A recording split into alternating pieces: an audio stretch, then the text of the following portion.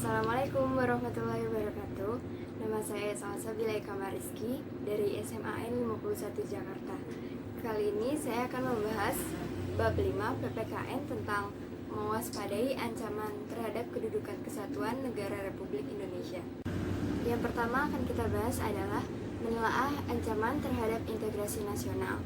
Ancaman integrasi nasional ini datang dari luar dan dari dalam negeri dalam berbagai aspek, yaitu ideologi, politik, ekonomi, sosial budaya, dan pertahanan dan keamanan. Yang pertama ada ancaman di bidang ideologi. Ancaman di bidang ideologi ini merupakan ancaman yang dinilai mempunyai kemampuan yang membahayakan pemikiran masyarakat suatu negara. Contohnya adalah ideologi komunisme, Leninisme, Marxisme, dan neoliberalisme. Yang kedua ada ancaman di bidang politik. Ancaman di bidang politik ini merupakan ancaman berupa setiap usaha dan kegiatan baik dalam negeri maupun luar negeri yang membahayakan dan memecah belah persatuan dengan mengatasnamakan politik. Contohnya adalah politik sara, uang, oligarki, dan intimidasi dari negara luar. Yang ketiga ada ancaman di bidang ekonomi. Ancaman di bidang ekonomi merupakan setiap usaha dan kegiatan yang berasal dari luar maupun dari dalam yang dinilai mengancam dan membahayakan keamanan finansial serta pertumbuhan ekonomi nasional bangsa Indonesia. Contohnya adalah inflasi, pengangguran, daya saing rendah, dan ketergantungan pada pihak asing. Keempat, ada ancaman di bidang sosial. Ancaman di bidang sosial ini merupakan ancaman yang berasal dari masyarakat di mana sekelompok orang membentuk sistem semi tertutup atau terbuka.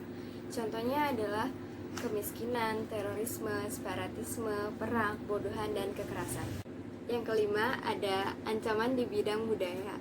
Ancaman di bidang budaya ini merupakan setiap usaha untuk mengembangkan budaya-budaya yang menyimpang serta diwariskan kepada penerus generasi. Contohnya adalah yang pertama, adanya sikap individualisme, memudarnya semangat gotong royong. Yang ketiga, merebaknya LGBT. Yang keempat, lunturnya nilai-nilai keagamaan. Yang keenam ada ancaman di bidang pertahanan dan keamanan. Ancaman di bidang pertahanan dan keamanan ini merupakan segala usaha untuk mempertahankan kedaulatan negara, keutuhan wilayah, dan keselamatan segenap bangsa. Contohnya adalah terorisme, konflik di perbatasan negara, adanya isu pemanasan global, adanya pihak yang berusaha mengganti ideologi bangsa. Yang akan kita bahas selanjutnya adalah strategi mengatasi berbagai ancaman terhadap ideologi, politik, ekonomi, sosial budaya, dan pertahanan dan keamanan dalam membangun integrasi nasional. Yang pertama ada di bidang ideologi. Yang pertama, menumbuhkan rasa nasionalisme pada generasi muda. Yang kedua, menerapkan sila-sila Pancasila dalam segala aktivitas. Yang ketiga, ikut serta membela dan menjaga keutuhan bangsa dan negara. Yang kedua, di bidang politik. Yang pertama, menjalin hubungan kerjasama dengan negara lain. Yang kedua, menggunakan kekuasaan dan jabatan sesuai dengan tugasnya. Yang ketiga, lebih mengutamakan kepentingan masyarakat. Ketiga, di bidang ekonomi. Pertama, memudahkan permodalan untuk pengusaha pemula atau UMKM. Yang kedua, melakukan pembangunan infrastruktur dalam negeri. Yang ketiga, pemerataan harga barang. Yang keempat, memperketat undang-undang mengenai korupsi. Yang keempat, ada di bidang sosial budaya. Yang pertama, meningkatkan kesadaran akan pentingnya toleransi.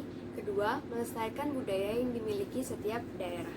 Yang terakhir ada di bidang pertahanan dan keamanan. Pertama, membangun hubungan baik dengan negara lain dan kerjasama di bidang pertahanan. Kedua, penguatan TNI dan Polri sebagai kekuatan utama. Demikian penjelasan dari saya, kurang lebihnya mohon maaf. Terima kasih. Assalamualaikum warahmatullahi wabarakatuh.